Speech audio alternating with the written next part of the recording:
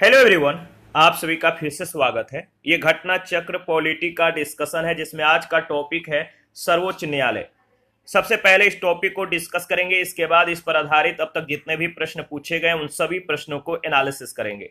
Discussion को start करने से पहले मैं बता दूं कि इसका पीडीएफ अवेलेबल है। अगर आपको पीडीएफ चाहिए तो Telegram channel, Telegram quiz group या चैनल के कम्युनिटी बॉक्स में जाइए, वहां पर इसके रिगार्डिंग में इंफॉर्मेशन को अपडेट कर दिया गया है। तो चलिए स्टार्ट करते हैं। भारतीय संविधान के तहत एकीकृत न्याय व्यवस्था की स्थापना की गई है, जिसमें शीर्ष पर सर्वोच्च न्यायालय व उसके अधीन उच्च न्यायालय तथा अधीनस्थ न्यायालयों की श्रेणियां हैं। याद रखिएगा, देखिए सबसे ऊपर में सर्वोच्च न्यायालय है, उसके बाद उच्च न्यायालय, इसके बाद अधीनस्थ न्यायालय। न्यायपालिका की यह एकल प्रणाली भारत सरकार अधिनियम 1935 से ली गई है। भारत के सर्वोच्च न्यायालय की स्थापना याद रखिएगा 26 जनवरी 1950 को हुई थी, जबकि उद्घाटन 28 जनवरी 1950 को किया गया था। भारतीय संविधान के भाग 5 के अंतर्गत अध्याय 4 में सर्वोच्च न्यायालय से संबंधित प्रावधान अनुच्छेद 124 से अनुच्छेद 147 तक उल्लेखित है। सर्वोच्च न्यायालय में मुख्य न्यायाधीश सहित न्यायाधीशों की कुल संख्या वर्तमान में 34 है। 33 न्यायाधीश हैं और एक मुख्य न्यायाधीश। सर्वोच्च न्यायालय के न्यायाधीशों की नियुक्ति कौन करता है? राष्ट्रपति करते हैं। मुख्य न्यायाधीश की नियुक्ति राष्ट्रपति जो है सर्वोच्च न्यायालय एवं उच्च न्यायालयों के ऐसे न्यायाधीशों से परामर्श करने जिन्हें राष्ट्रपति इसके लिए आवश्यक समझे के बाद करता है। इसी तरह सर्वोच्च न्यायालय के अन्य न्यायाधीशों की नियुक्ति भी होती है। अन्य न्यायाधीशों की नियुक्ति में मुख्य न्यायाधीश का परामर्श आवश्यक है। यहाँ मुख्य न्यायाधीश के परामर्श से मतलब है मुख्य न्यायाधीश के साथ सर्वोच्च न्यायालय के 4 अन्य वरिष्ठतम न्यायाधीशों के कॉलेजियम के परामर्श से। सर्वोच्च न्यायालय का न्यायाधीश बनने के लिए किसी व्यक्ति को भारत का नागरिक होना चाहिए, और दूसरा जो कोरम है उसे किसी उच्च न्यायालय का या ऐसे 2 या अधिक न्यायालयों का लगातार कम से कम 5 वर्ष के लिए न्यायाधीश होना चाहिए, या उसे किसी उच्च न्यायालय या ऐसे 2 या अधिक न्यायालयों में मिलाकर कम से कम 10 वर्ष तक अधिवक्ता होना चाहिए, या राष्ट्रपति के विचार में वह पारंगत विधिवेत्ता हो। सर्वोच्च न्यायालय का न्यायाधीश होने के लिए संविधान में न्यूनतम आयु का उल्लेख नहीं है। सर्वोच्च न्यायालय में न्यायाधीशों की संख्या में वृद्धि संसद कर सकती है। न्यायाधीशों की संख्या बढ़ाने के लिए संसद मतलब कि अधिकार रखता है। सर्वोच्च न्यायालय के न्यायाधीशों को राष्ट्रपति शपथ दिलाते हैं। कौन? राष्ट्रपति। सर्वोच्च न्यायालय के न्यायाधीश राष्ट्रपति को संबोधित अपना जो है पद त्याग कर सकते हैं।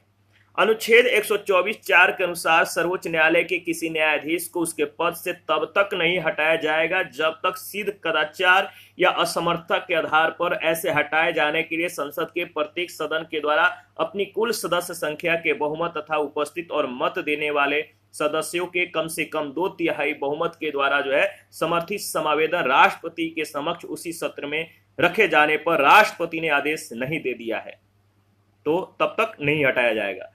न्यायाधीश अधिनियम या न्यायाधीश जांच अधिनियम 1968 में कुल 7 धाराएं हैं, जिसमें उच्चतम एवं उच्च न्यायालयों के न्यायाधीशों को पद से हटाए जाने के लिए समावेदन और उन पर लगाए गए कदाचार या असमर्थता के अभियोग की जांच एवं उसे सिद्ध करने की प्रक्रिया का विनियमन किया गया है। उच्चतम न्यायालय के न्यायाधीश की सेवानिवृत्ति की आयु 65 वर्ष है। सर्वोच्च न्यायालय के न्यायाधीश का वेतन संसद के द्वारा, याद रखिएगा, निर्धारित होता है। सर्वोच्च न्यायालय के न्यायाधीश सेवानिवृत्ति के बाद भारत के किसी भी न्यायालय में वकालत नहीं कर सकते हैं। अनुच्छेद 127 के तहत सर्वोच्च न्यायालय के किसी सत्र के लिए न्यायाधीश का कोरम पूरा करने के लिए तदर्थ न्यायाधीशों की नियुक्ति की जाती है। अनुच्छेद 145(3) के तहत सर्वोच्च न्यायालय में संविधान के निर्वचन से संबंधित मामले की सुनवाई के लिए न्यायाधीशों की संख्या कम से कम 5 होनी चाहिए और इसे संविधान पीठ के रूप में अभिहित किया जाता है। संविधान के अनुच्छेद 129 के अनुसार उच्चतम न्यायालय अभिलेख न्यायालय है। उच्चतम न्यायालय क्या है? अभिलेख न्यायालय है तथा उसे अपने अपमान के लिए दंड देने की शक्ति है। अभिलेख न्यायालय का अर्थ है याद रखिएगा, जो अभिलेख न्यायालय है इसका मतलब होता है कि इसके सभी निर्णयों का साक्ष्यात्मक मूल्य होता है।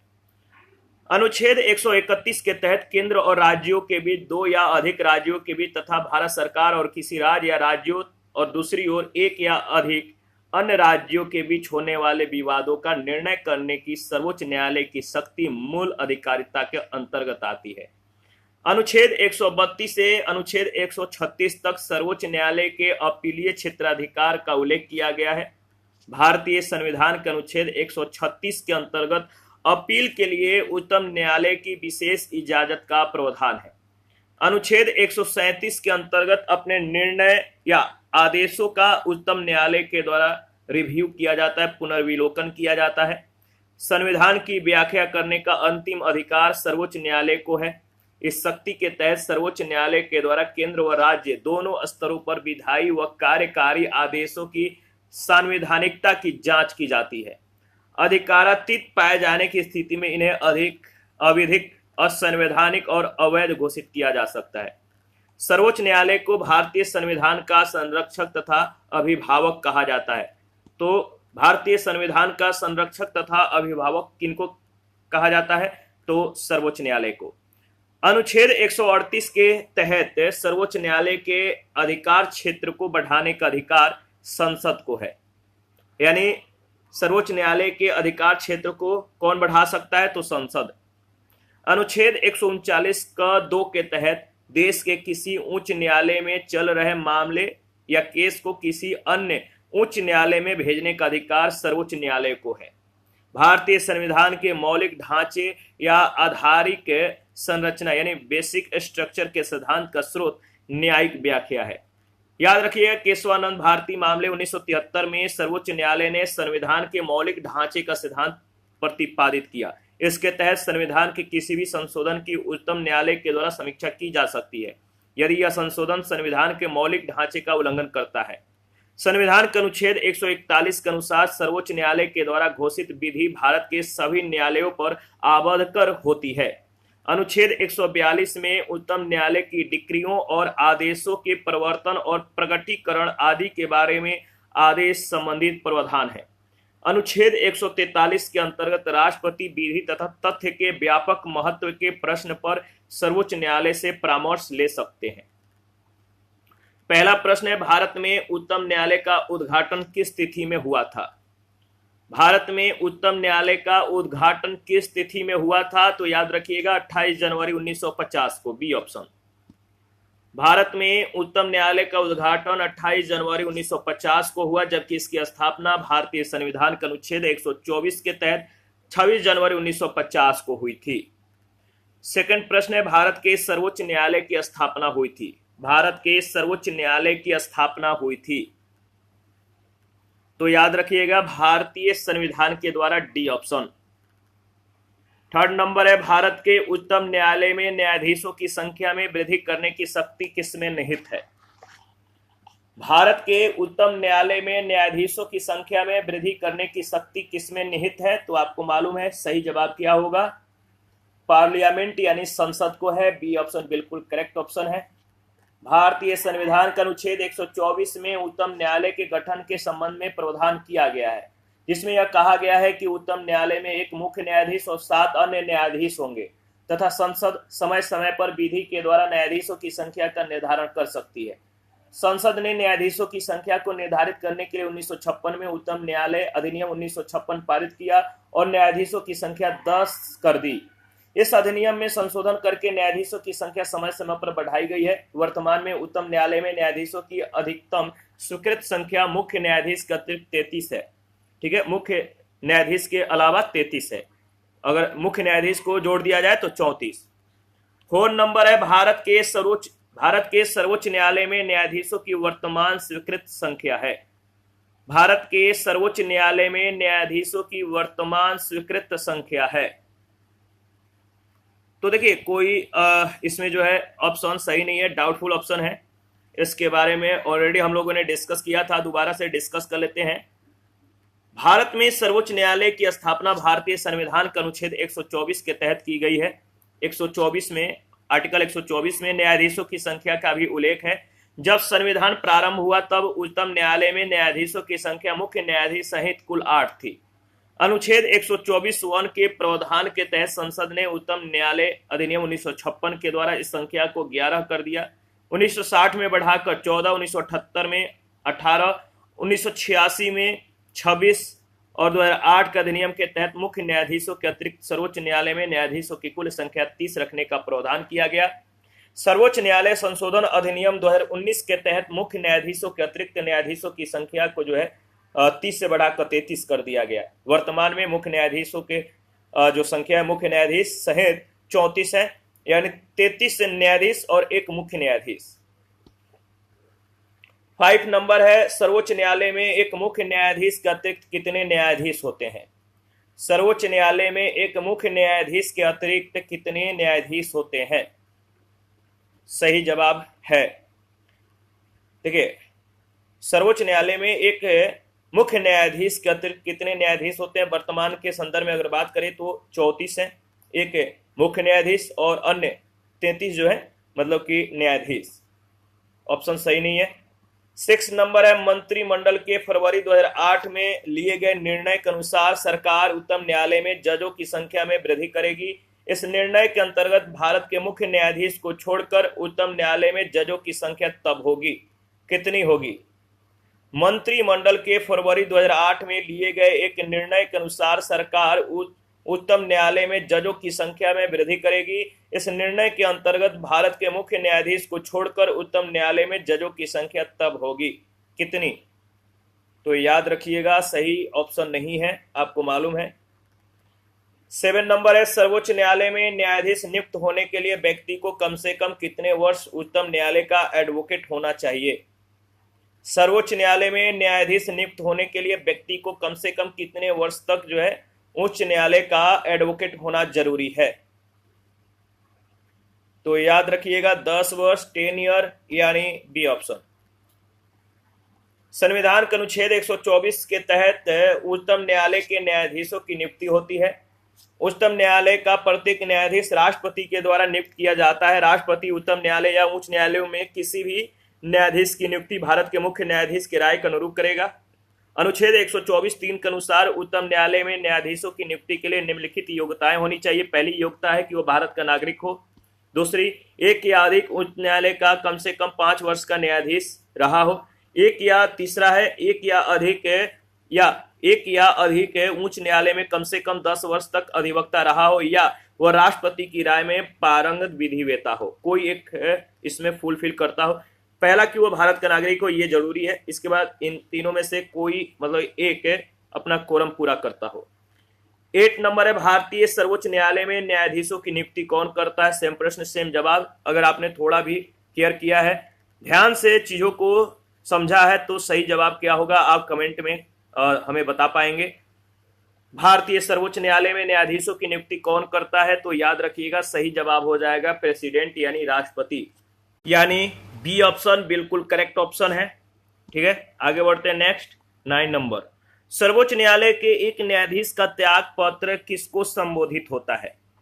सर्वोच्च न्यायालय के एक न्यायाधीश का त्याग पत्र संबोधित होता है किसको? तो राष्ट्रपति को। ऑप्शन ए बिल्कुल करेक्ट ऑप्शन है।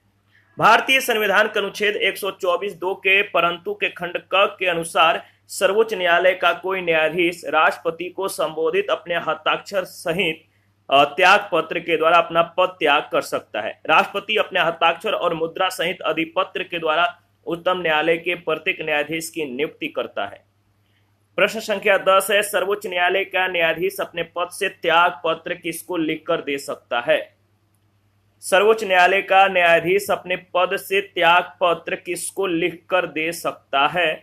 सही जवाब है राष्ट्रपति को। ऑप्शन ए बिल्कुल करेक्ट ऑप्शन है।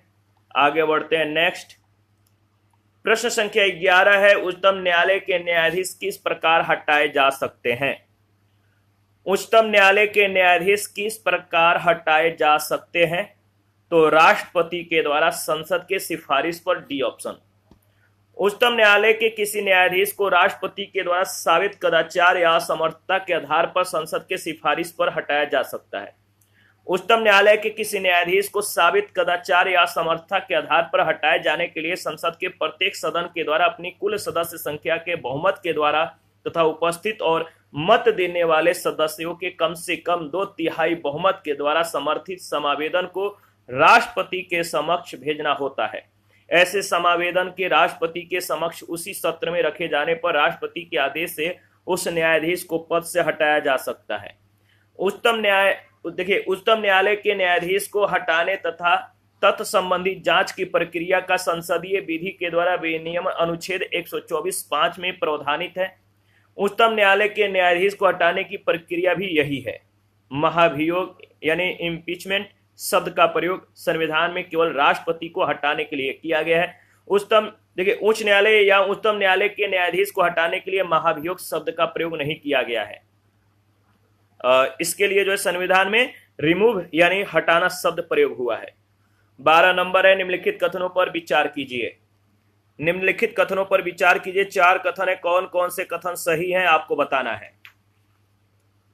तो देखिए, अगर बात करें तो इसमें जो कथन सही है, भारत के उच्चतम न्यायालय के न्यायाधीशों के महाभियोग की प्रक्रिया के ब्यौरे न्यायाधीश जांच अधिनियम 1968 में दिए गए हैं, और यदि किसी न्यायाधीश के महाभियोग के प्रस्ताव को मतदान के लिए लिया जाता है, मतदान हेतु लिया जाता है, तो विधि के द्वारा अपेक्षित है कि यह प्रस्ताव संसद के प्रत्येक सदन के द्वारा समर्थित हो और उस सदन की कुल सदस्य संख्या के बहुमत के द्वारा तथा संसद के उस सदन में कुल उपस्थित और मत देने वाले सदस्यों के कम से कम 2/3 के द्वारा समर्थित हो। यानी तीसरा चौथा स्टेटमेंट जो है सही जवाब है। तो इसका सही मतलब कि ऑप्शन हो जाएगा सी ऑप्शन।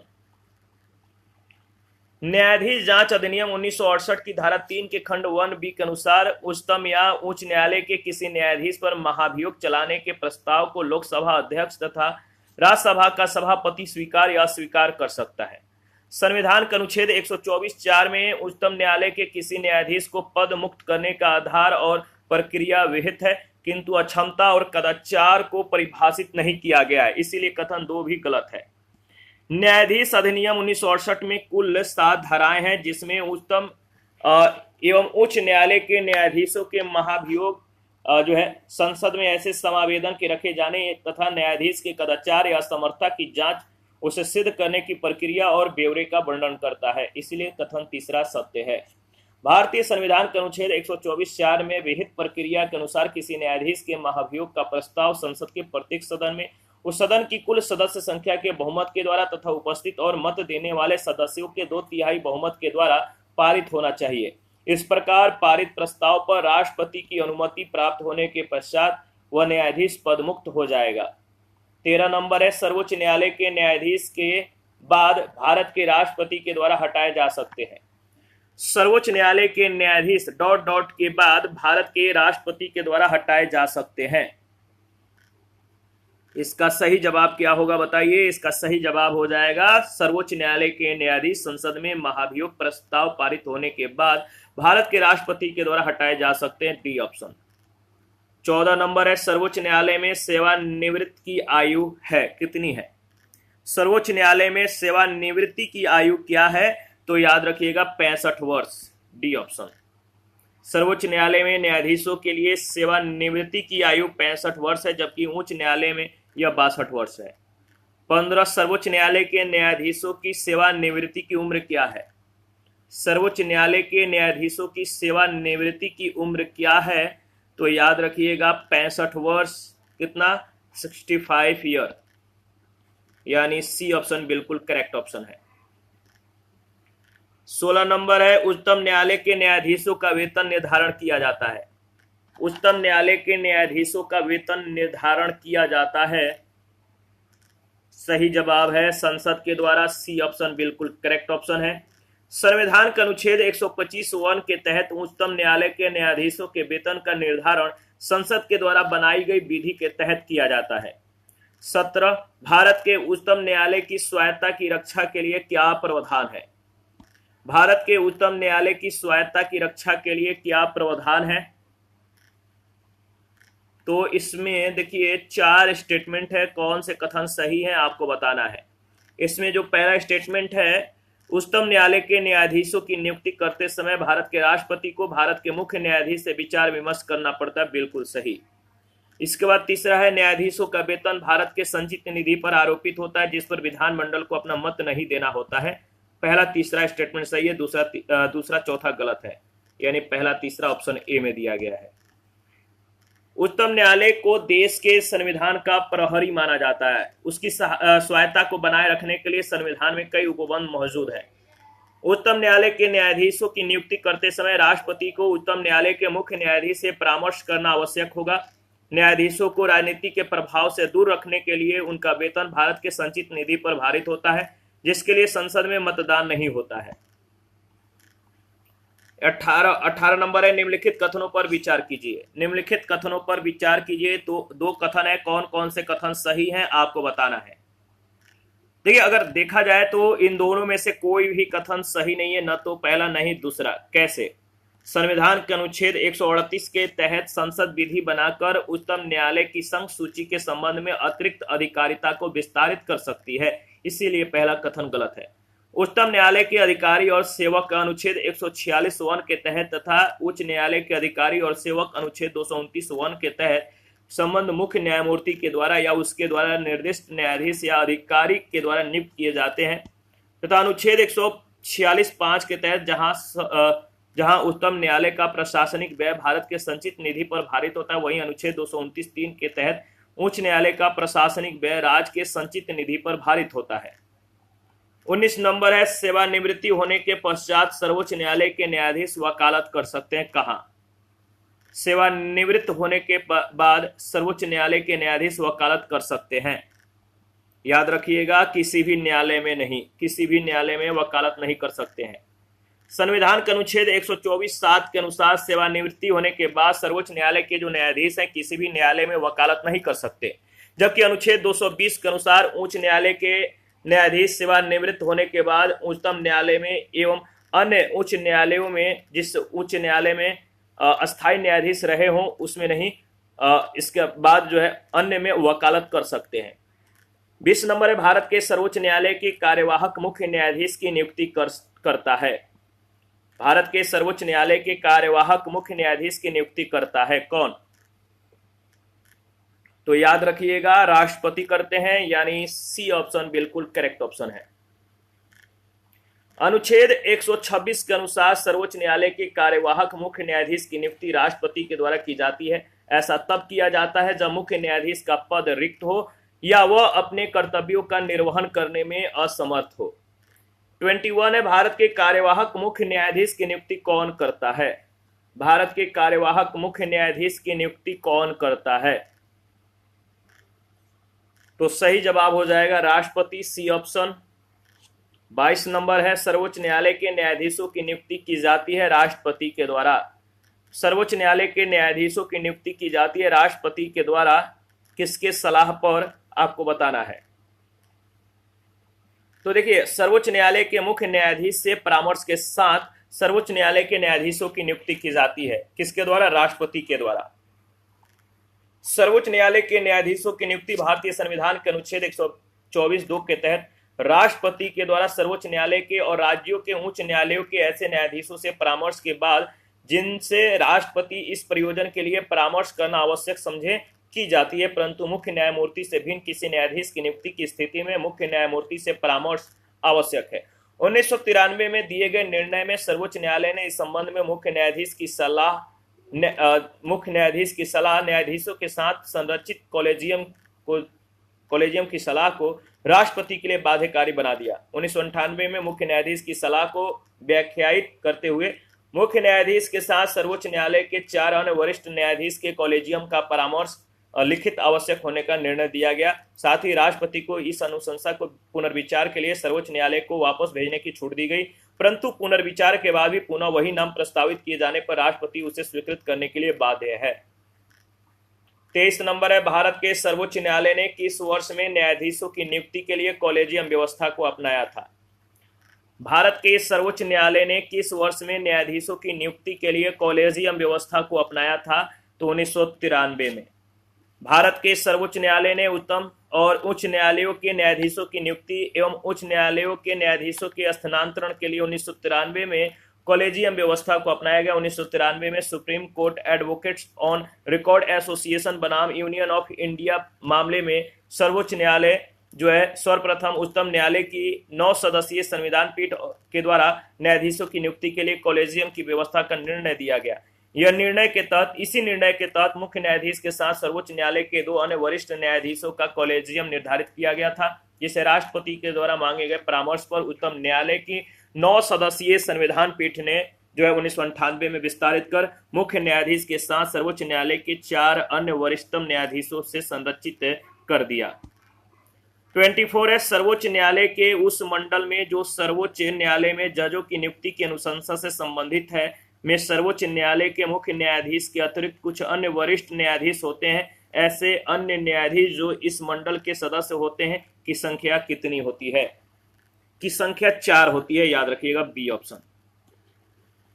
25 नंबर है, कॉलेजियम प्रणाली के बारे में निम्नलिखित कथनों पर विचार कीजिए। कॉलेजियम प्रणाली, ठीक है, अगर बात करें तो इसमें कॉलेजियम प्रणाली के संदर्भ में आपको 4 स्टेटमेंट है। कौन कौन से कथन सही है आपको बताना है। पहला है कि सुप्रीम कोर्ट कॉलेजियम एक 5 सदस्यीय निकाय है जिसकी अध्यक्षता भारत के मौजूद मुख्य न्यायाधीश करते हैं और उस समय इसमें न्यायालय में कार्यरत 4 अन्य वरिष्ठ न्यायाधीश शामिल होते हैं। बिल्कुल सही। इसके बाद अगर बात करें तो उच्चतम न्यायालय और उच्च न्यायालयों के न्यायाधीशों की नियुक्ति कॉलेजियम प्रणाली के माध्यम से की जाती है। पहला तीसरा सही है, दूसरा चौथा गलत है।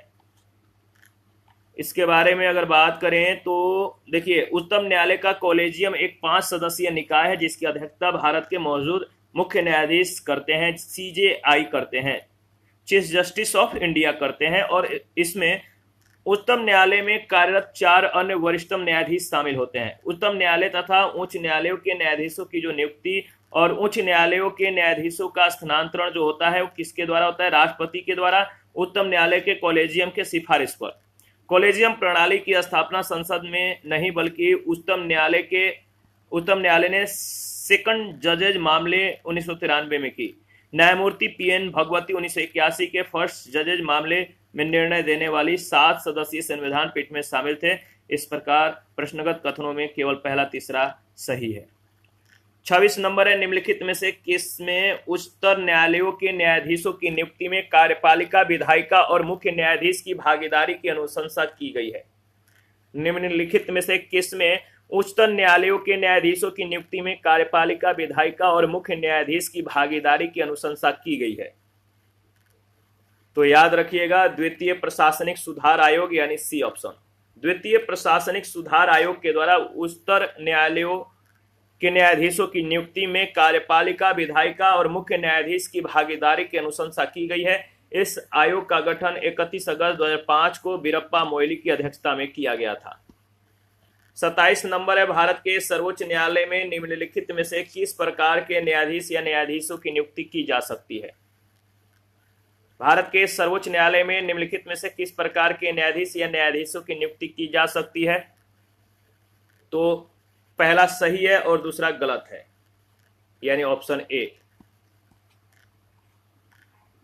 संविधान के अनुच्छेद 127(1) के तहत यदि किसी समय भारत के सर्वोच्च न्यायालय के सत्र को आयोजित करना या चालू रखने के लिए उस न्यायालय के न्यायाधीशों के कोरम या गणपूर्ति प्राप्त न हो तो भारत के मुख्य न्यायाधीश के द्वारा जो है मुख्य न्यायमूर्ति के द्वारा राष्ट्रपति की पूर्व सहमति से और संबंधित उच्च न्यायालय के मुख्य न्यायाधीश से परामर्श के बाद उस उच्च न्यायालय के किसी न्यायाधीश को जो सर्वोच्च न्यायालय का न्यायाधीश नियुक्त होने के लिए पात्र हो, सर्वोच्च न्यायालय में तदर्थ एड हॉक न्यायाधीश के रूप में नामित किया जा सकता है। एड हॉक न्यायाधीशों की नियुक्ति संबंधित प्रावधान केवल सर्वोच्च न्यायालय के संदर्भ में है, अन्य न्यायालयों के लिए नहीं। दूसरी ओर अपर या अतिरिक्त और कार्यकारी न्यायाधीशों की नियुक्ति संविधान के अनुच्छेद 224 के तहत उच्च न्यायालयों में की जा सकती है, सर्वोच्च न्यायालय में नहीं।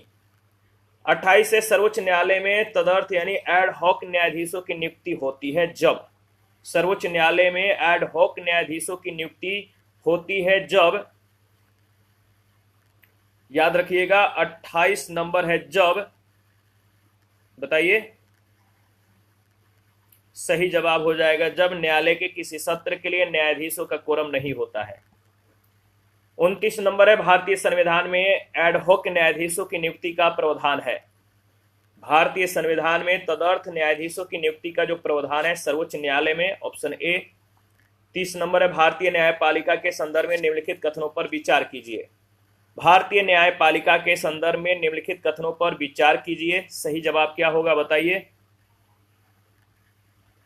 तो इसमें जो सही है वो है आपका पहला, दूसरा दोनों।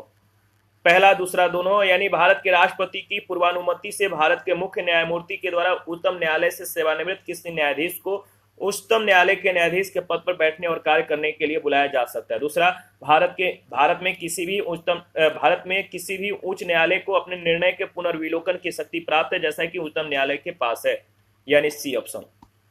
इसके बारे में अगर बात करें तो ध्यान में रखिएगा, संविधान के अनुच्छेद 128 के अनुसार भारत का मुख्य न्यायमूर्ति किसी भी समय राष्ट्रपति की पूर्व सहमति से उच्चतम न्यायालय का न्यायाधीश रहे किसी व्यक्ति या उच्च न्यायालय का न्यायाधीश रहे किसी व्यक्ति जो उच्चतम न्यायालय का न्यायाधीश नियुक्त होने के लिए समयक रूप से अर्हित हो से उच्चतम न्यायालय के न्यायाधीशों के रूप में बैठने और कार्य करने के लिए अनुरोध कर सकेगा। इसलिए पहला सही है। संविधान के अनुच्छेद 215 के तहत प्रत्येक उच्च न्यायालय अभिलेख न्यायालय होता है, उसको अपना अवमान के लिए दंड देने की शक्ति प्राप्त है, ठीक है।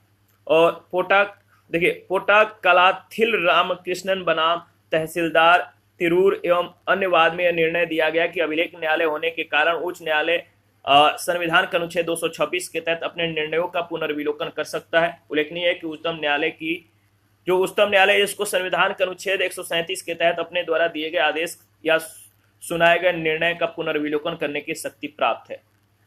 31 है, उच्चतम न्यायालय में संविधान के निर्वचन से संबंधित मामले की सुनवाई करने के लिए न्यायाधीशों की संख्या कम से कम कितनी होनी चाहिए।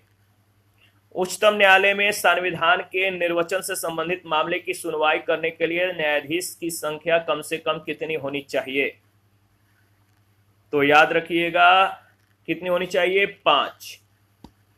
संविधान के अनुच्छेद 145(3) के तहत यह प्रावधानित है कि जिस मामले में इस संविधान के निर्वचन के बारे में विधि का कोई सारवान प्रश्न अंतर्वलित है, उसका विनिश्चय करने के लिए या संविधान के अनुच्छेद 143 के अधीन निर्देश के लिए सुनवाई करने के लिए बैठने वाले न्यायाधीशों की संख्या न्यूनतम 5 होगी। इस प्रकार उच्चतम न्यायालय में संविधान के निर्वचन से संबंधित मामलों की सुनवाई करने के लिए न्यायाधीशों की संख्या कम से कम 5 होनी चाहिए। इसे संविधान पीठ के रूप में भी अभिहित किया जाता है। 32 है, संविधान के निर्वचन के बारे में विधि के सारवान प्रश्न से संबंधित वाद पर विचार करने के लिए उच्चतम न्यायालय के न्यायाधीशों की संख्या कम से कम कितनी होनी चाहिए, तो याद रखिएगा ऑप्शन ए 5। इसी के साथ आज का सेशन समाप्त करते हैं। नेक्स्ट सेशन में बचे हुए प्रश्नों को कवर करने की कोशिश करेंगे। आप अपना प्रतिक्रियाएं देते रहें, आपके प्रतिक्रियाओं का हमें बेसब्री से इंतजार रहता है। जिन लोगों ने Telegram channel, Telegram quiz group, Facebook page, Instagram को ज्वाइन नहीं किया, वीडियो के डिस्क्रिप्शन बॉक्स में उसका लिंक है, ज्वाइन करें, हमें सपोर्ट करें। थैंक यू, मिलते हैं नेक्स्ट सेशन में।